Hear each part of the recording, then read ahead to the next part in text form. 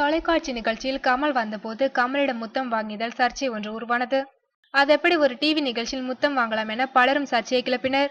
இந்நிலையில் மீண்டும் அதே போன்று சர்ச்சை ஒன்று கிளம்பியுள்ளது.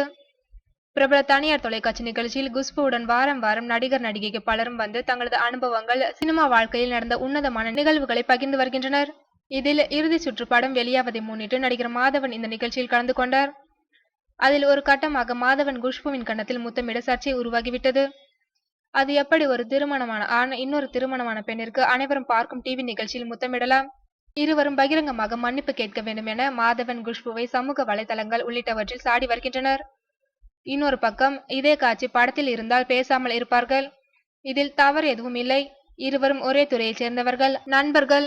இருவரின் வீட்டார்களுக்கும் பிரச்சனை இல்லாத வேளையில் உங்களுக்கு என்ன என்று இன்னொரு பக்கம் ஆதரவுகளும் குவிந்த வண்ணம் உள்ளன.